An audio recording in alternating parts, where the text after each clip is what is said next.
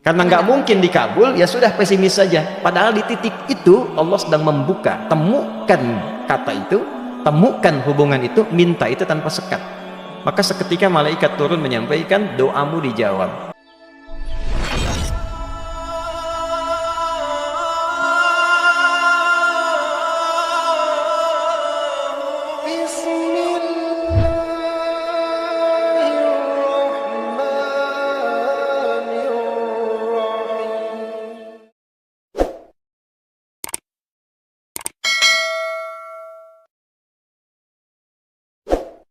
Ilmu baru nih ya, ada sedekah mentok, ada orang sudah mentok baru sedekah gitu ya. Ya, jadi saya berikan rumusan Qurannya. Sebetulnya itu standar, yang paling standar di dalam ujian Allah kepada manusia, supaya ada nilai rasa dalam diri kita bahwa kita itu punya Allah. Itu poin tertingginya. Nah, biasanya pada titik-titik tertentu oleh Allah itu dihilangkan semua potensi-potensi dari makhluk, sehingga kita bisa merasakan kenikmatan langsung untuk berinteraksi dan mendapatkan anugerah dari Allah. Itu titik tertingginya. Sambil contoh begini, Nabi Zakaria itu yang paling viral di Al-Quran, salah satunya divonis oleh manusia tidak akan mungkin punya keturunan. Secara klinis mustahil, karena istrinya divonis monofus dan mandul. Secara medis semua sudah angkat tangan. Tapi apa yang dilakukan? Nanti ini akan melahirkan rumus di Quran surah kelima Al-Maidah ayat 35. Nanti jadi rumus standar dari apa yang dialami oleh beliau ini. Di titik itu beliau menangkap isyarat bahwa ketika manusia sudah mengatakan tidak mungkin, itu tanda awal dari Allah supaya kita langsung memohon kepadanya, karena Allah ingin memberi tanpa perantara siapapun. Maka dilakukanlah kemudian sholat. Sholat itu dalam bahasa Arab, terjemahan kitanya artinya sesuatu yang tersambung, terkoneksi. Karena itu saat kita sedang sholat, kita sedang menyambungkan diri kepada Allah. Anta'budallaha ka'annaka tarah, kata Mas Ihsan tadi. Kita menyembah Allah dan kita merasa diawasi, dinilai oleh Allah. Maka dalam sholat itu beliau meminta, ya, permintaannya viral, qala rabbi habli min ladunka dzurriyyatan thayyibah innaka sami'ud du'a. Bahasa bebasnya begini, ya Allah, semua memvonis aku tidak akan mungkin punya keturunan.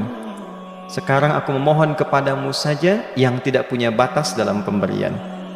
Nah, sebelum ke sedekah dengan harta, Allah mengajarkan dulu sedekahlah dengan tubuh kita. Karena tidak semua orang boleh jadi memiliki harta, tapi semua orang punya potensi untuk menggerakkan tenaganya untuk meminta. Oleh karena itu diletakkan sebelum harta itu sholat. Kenapa rukun Islam yang kedua sholat, selanjutnya zakat? Karena tidak semua orang bisa mengeluarkan harta. Kalau tidak ada satu pun mentok di harta, maka gunakan tubuh kita untuk menunaikan sholat. Itu rumus Nabi Zakaria. Maka beliau tunaikan di mihrabnya Maryam, minta ke Allah. Rumus kedua, sebut nama Allah, Asmaul Husna, sesuai kebutuhan kita. Jadi nggak harus 99. Misal ini mau menuntut ilmu, sekolah, sebut ya Allah ya Alim, pemilik ilmu. Ada persoalan rizki yang ingin kita dapatkan, ya Allah ya Razzaq. Ada proyek, ada kegiatan yang kira-kira tantangannya tidak mudah, ya Allah ya Al-Fattah. Ini beliau minta karena divonis tidak mungkin, maka meminta kepada Allah dengan nama pemberian tanpa batas, namanya Wahhab. Disingkatnya Hab. Rabbi habli, ya Allah yang tak punya batas dalam pemberian. Mereka memvonis aku punya batasan, maka mohon anugerahkan darimu saja. Jika padamu belum sempat juga terkabul, maka mohon tunjukkan kepadaku dengan cara apa lagi aku mesti meminta. Maka dalam situasi mentok itulah kemudian turun langsung jawaban. Fanadathul malaikatu wa huwa qa'imun yusalli fil mihrab annallaha yubashshiruka bi Yahya. Tolong garis bawah ini. Orang-orang yang langsung memiliki kesadaran saat di titik paling krusial, terendah, dan kita merasa tidak punya apa-apa, lalu ada kesadaran kita punya Allah dan meminta, itu seketika nggak ada sekat, langsung dijawab seketika. Nah, karena itu biasanya di momen tertentu setiap kita itu pasti mengalami peristiwa itu, apapun bentuknya. Nah itu kalau sudah sampai ke situ itu kode. Jadi di Islam tuh nggak ada pesimis, ya tidak ada pesimis, dan jangan pernah melarutkan diri pada sebuah vonis sudah ini nggak mungkin, nggak akan dikabulkan. Nah itu jebakan setan, karena declare pertama iblis ketika melakukan kesalahan itu kalimatnya jelas, ana khairum minhu khalaqtani min narin wa khalaqtahu ya min tin. Saya lebih hebat, lebih bagus, Allah nggak mungkin, sudah nggak mungkin ada ampunan lagi. Jadi diteruskan kesimpulan ini, karena nggak mungkin katanya diampuni, ya sudah bermaksiat saja. Karena nggak mungkin dikabul, ya sudah pesimis saja. Padahal di titik itu Allah sedang membuka, temukan kata itu, temukan hubungan itu, minta itu tanpa sekat. Maka seketika malaikat turun menyampaikan doamu dijawab. Itu sedang berdiri, baru selesai doa, belum selesai sholat, belum salam. Turun malaikat mengatakan, Allah kasih kabar kamu akan punya anak, langsung namanya dari Allah Yahya. Jadi Yahya itu pemberian Allah, ya, pemberian Allah. Yahya artinya hidup, yang mustahil menurut manusia lahir seorang bayi dari rahim perempuan yang divonis menopause dan mandul, kata Allah jadi dan hidup. Nah rumus itu nanti terus dialami oleh para nabi, puncaknya di era Nabi Muhammad SAW, nanti melahirkan panduan di Quran surah 5 ayat 35. Ya ayyuhalladzina amanu ittaqullaha wabtaghu ilaihil wasilah. Perhatikan kalimatnya dengan detail ya. Hei semua orang yang masih merasa punya iman, tuh iman kita disentuh. Jadi kalau mengalami persoalan di titik nadir terendah, itu yang disoal oleh Allah imannya dulu. Kamu masih punya iman nggak? Orang beriman nggak mungkin pesimis. Orang beriman nggak akan putus asa. Orang beriman nggak akan bunuh diri.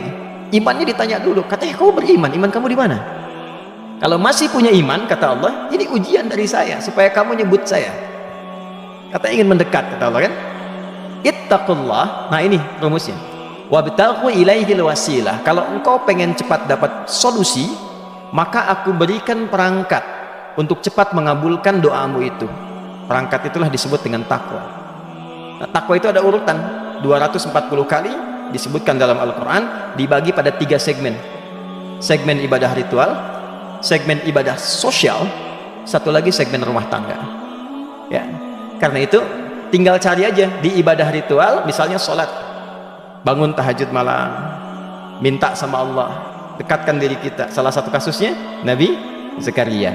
Ya, itu poin yang pertama. Yang kedua nanti ada maliyah sosial, itu yang tadi dipraktekkan, sedekah dengan harta. Ya, tidak harus banyak, yang penting Allah minta apa, ikhtiarkan, nggak akan dilihat berapapun nilainya. Yang dilihat itu ada nggak kemampuan mengimplementasikan imannya, itu poinnya. Titik itu ya. Yang ketiga nanti di keluarga, urutan pertama orang tua. Kata Ibnu Abbas radhiyallahu taala anhuma, tidak ada satupun aku melihat amalan tertinggi yang menarik perhatian Allah untuk memberikan ampunan pada orang taubat atau mengabulkan doa dengan cepat kecuali berbakti pada orang tua. Dan kisahnya viral sekali di Al-Bukhari, 3 orang terjebak dalam gua, kemudian tertutup batu besar karena berteduh hujan, tapi tertutup batu besar.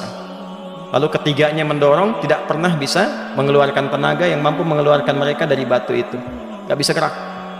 Satu di antara 3 orang ini mengusulkan, sudah ini tanda dari Allah, jangan gunakan kekuatan kita lagi, kita diminta menggunakan kekuatan yang Allah berikan. Coba kita cari amalan rumus takwa tadi. Satu di antara 3 itu mengatakan, ya Allah, saya punya seorang ibu. Setiap kali saya berangkat kerja, saya akan selalu siapkan hidangan untuk ibu, khusus untuk susu sebelum tidur, itu saya yang minumkan langsung kepada beliau. Itu berlanjut selama hidup saya seperti yang kau ketahui.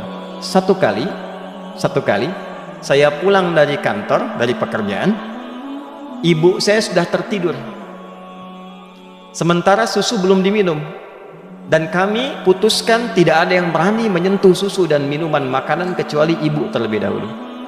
Maka saya putuskan memegang nampan susu di samping ibu yang tertidur dan menunggu beliau bangun.